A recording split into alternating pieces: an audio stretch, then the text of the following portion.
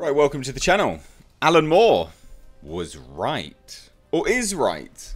You're going to hear a lot about Alan Moore today. You probably started hearing about him yesterday.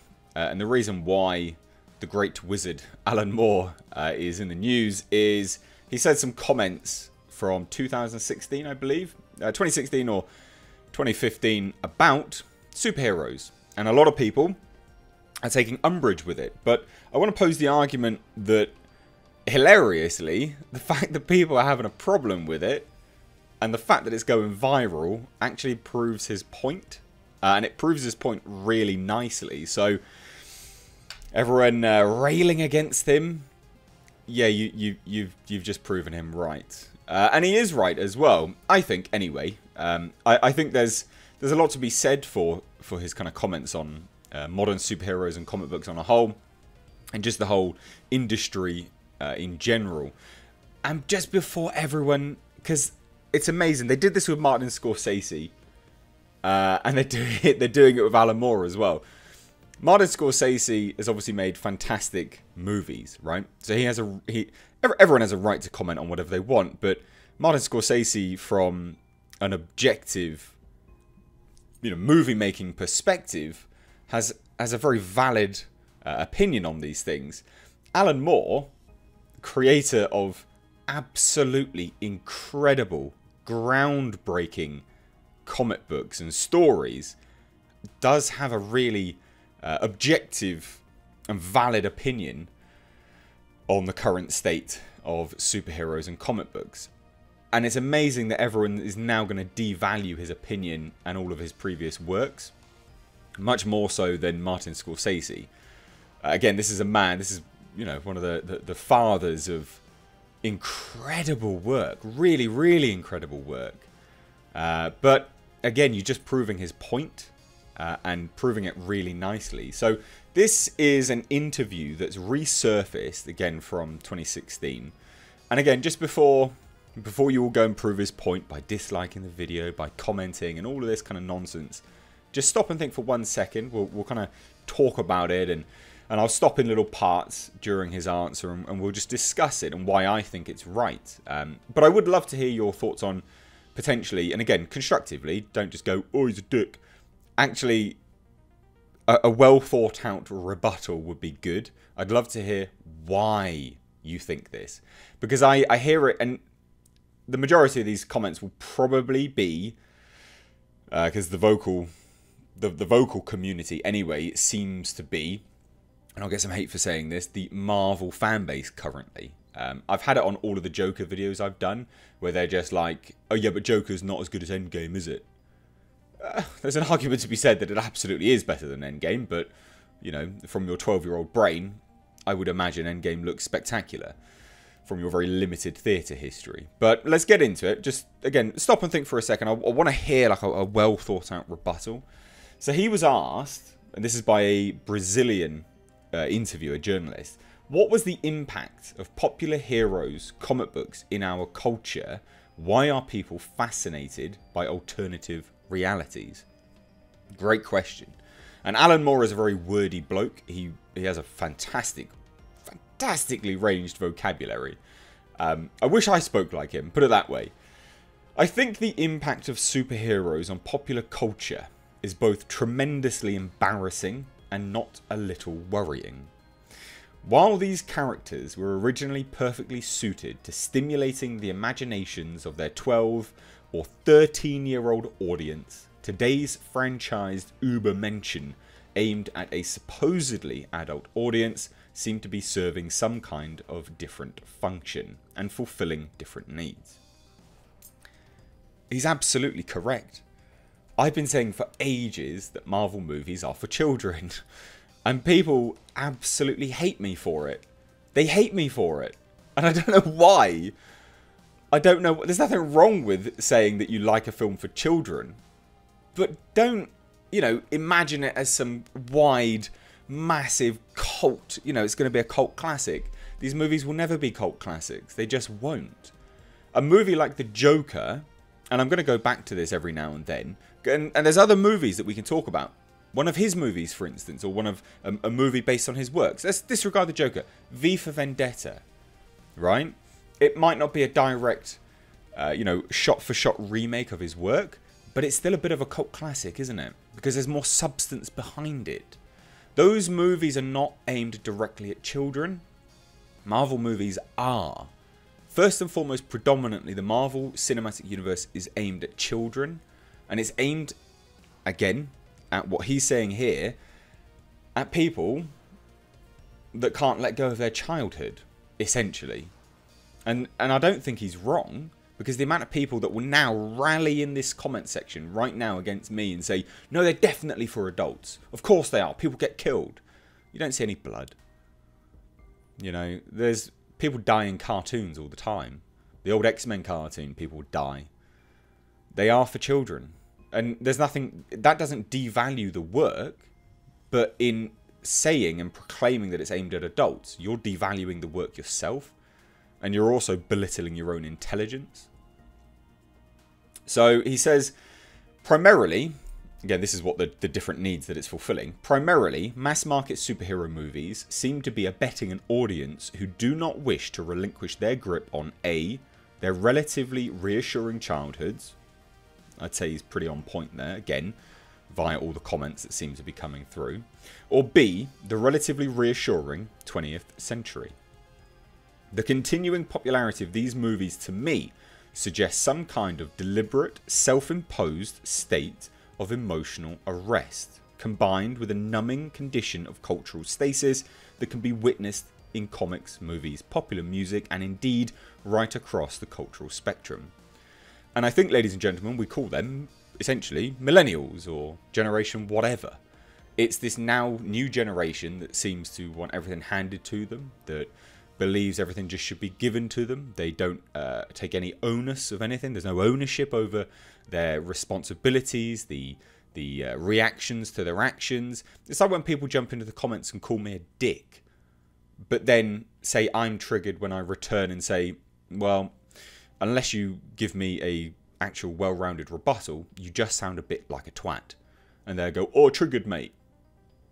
What were you expecting?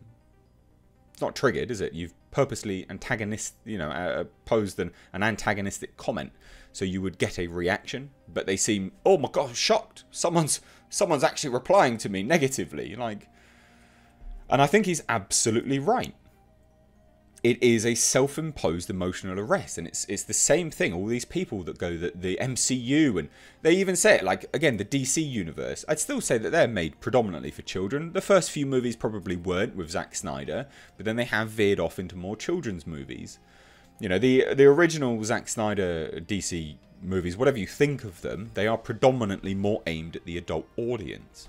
They do have more adult themes running through them, but the MCU movies don't, and it's shown that in its vibrancy. And I'm not saying there's anything wrong with either of them, but you do when you say, no, they absolutely are for adults. What are you talking about? They're amazing. They're the best thing since sliced bread. You devalue your own intelligence by doing that, and it's a self-imposed state of emotional arrest. It's like you just cannot let go. It's okay to know that they're for children and still like them. It's the same as Star Wars. Like, Star Wars is for kids. You know, yes, there were some adult themes running through it and things like that. Again, I guess similar to the DC universe when Zack Snyder was running it. They are predominantly for children, but they still have adult themes running through them. But it's okay to like things that are for children. At least acknowledge it like an adult. And I think he's absolutely right.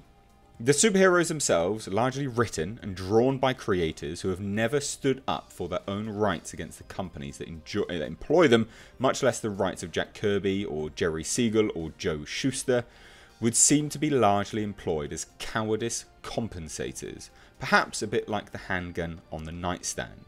I would also remark that save for a smattering of non-white characters and non-white creators, these books and these iconic characters are still very much white supremacist dreams of the master race. Now, this is where I would take umbrage over it, because this is also a man that has admitted to not reading comics now. And now that's not the case. Maybe back then when this interview was published, I don't know. But now it's definitely not the case. So I would say he's wrong in this part of it. I would definitely say he's wrong in this part of it. But the first bit of it all is absolutely correct. It really is. And there's going to be so many people running their mouth against him.